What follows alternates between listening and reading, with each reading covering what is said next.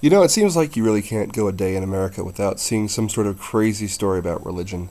Whether it's, the story about Pat Robertson saying that the reason for the earthquakes in Haiti, it's not tectonic plates rubbing up against each other, fault subduction and all that sort of sciencey stuff. No, no, no. No, it's because a couple of rebellious Haitian slaves a few hundred years ago made a deal with Satan to overthrow the French oppressors who were keeping them in bondage and beating them and treating them horribly and all that kind of stuff. I don't know. Pat Robertson knows what he's talking about. It's the devil. It's not geology or reality. Today in the news, I heard a story about an arms manufacturer that has a contract with the U.S. military to provide them with laser sights for rifles. And, that's not a big deal.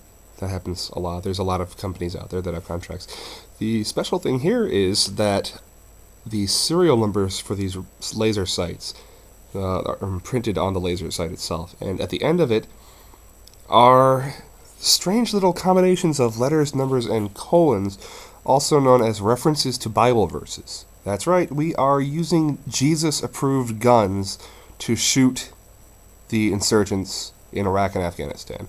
So we're already in a situation where we're fighting an enemy that, at least part of it, thinks that it's fighting a religious war with Christians.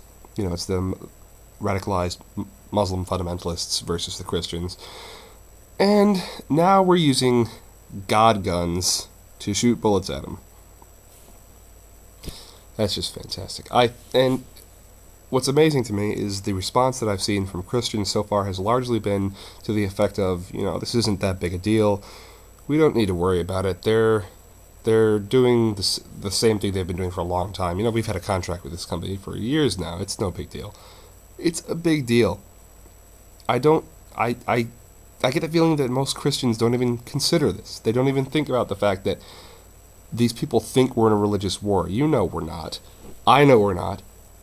They're friggin' crazy. They are crazy as hell. And they will use this to reinvigorate their troops. They will gain more support from the people.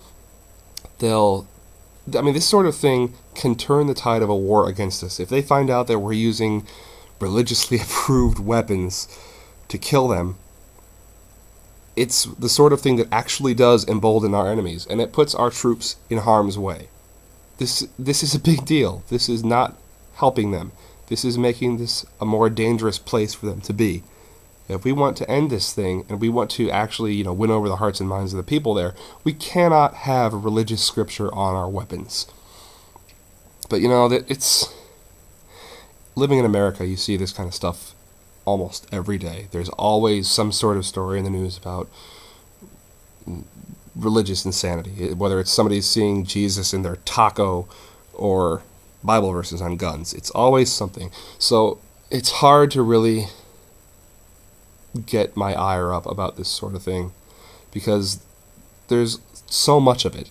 It's just inundates you, and it kind of inures you to it after a while. You can't constantly get upset with this.